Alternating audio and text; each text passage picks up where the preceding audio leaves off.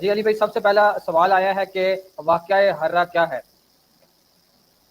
دیکھیں، واقعہ ہرہ یہ ہے کہ جب شہادت حسین ہو گئی تو اہل مدینہ نے یزید کی بیعت توڑ دی تھی، اور ظاہر ہے یزید اپنے آپ کو حکمران سمجھتا تھا، تو اس نے کہا کہ یہ بیعت توڑنا جو ہے یہ بغاوت ہے وقت کی حکومت کے خلاف. تو پھر اس نے اس بغاوت کو کچلنے کے لیے، جسے وہ بغاوت سمجھتا تھا، فوجیں جو ہے وہ مدینہ شریف روانہ کی اور مدینہ شریف کی حرمت پامال ہوئی.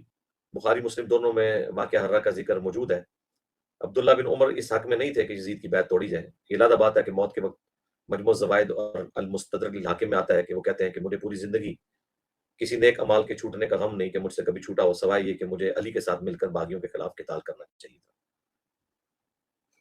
معلوم اس وقت وہ عبداللہ ابن مطیع کے پاس گئے کہ آپ بیعت نہ توڑیں، لیکن عبداللہ ابن مطیع صحابی جو ہیں یہ سمجھتے تھے کہ اب تو کوئی خیر باقی نہیں رہی ہے. تو اس کی وجہ سے یزید نے پھر مدینے کے اوپر حملہ کیا، اور ظاہر ہے کہ جب بادشاہ کسی جگہ پہ داخل ہوتے ہیں تو پھر وہاں پہ آپ کو پتہ ہے تباہی ہوتی ہے. باقی تفصیلات تاریخ کی کتابوں میں پڑھ رہے ہیں، خود وہ تاریخ جسے بریلوی دیوبندی اہل حدیث تینوں کوٹ کرتے ہیں، البدایہ والنہایہ، جسے تاریخ ابن کثیر بھی کہتے ہیں، ابن کثیر نے لکھی، المتوفی 774 ہجری. تو اس میں وہ سارے واقعات لکھے ہوئے ہیں کہ کس طرح مسجد نبی شریف کی توہین ہوئی اور عورتوں کی عزت کو پامال کیا گیا، وہ ساری تفصیلات موجود ہیں.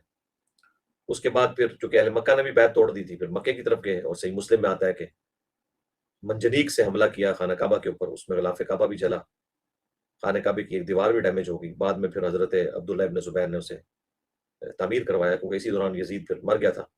اس کی وجہ سے بنو امیہ کی حکومت کمزور ہو گئی، اور یزید کا بیٹا جو معاویہ تھا، اس نے اپنے بیٹے کا نام بھی معاویہ رکھا ہوا، وہ ولی اللہ تھا، اور اس نے اپنے باپ کی مسند پہ بیٹھنے سے انکار کر دیا کہ میرے باپ نے اپنی دنیا اور آخرت برباد کی ہے تو میں کیوں ہی مسند سنبھالوں. کچھ عرصے بعد وہ بھی 22 سال کی عمر میں آلموسٹ فوت ہو گیا. پھر مروان جو ہے نا اس نے حکومت سنبھال لی، اور پھر آگے سلسلہ چلا. تو واقعہ ہرہ جو ہے وہ اس واقعے کو کہا جاتا ہے، اور واقعہ ہرہ کا ذکر بخاری میں بھی موجود ہے. حضرت انس بن مالک بڑے غمگین تھے اس واقعے کی وجہ سے، تو حضرت زید بن ارقم نے خط لکھا حضرت انس بن مالک کو کہ ہمیں تو رسول اللہ نے پہلے ہی بتایا تھا کہ یہ کچھ ہوگا، اور حکم دیا تھا کہ صبر کرنا یہاں تک کہ حوض کوثر پہ مجھے آ کے ملنا. تو ان سارے مدینہ کے ساتھ جو کچھ ہوا، تو یہ صحیح بخاری کے اندر اس کا بھی ذکر موجود ہے.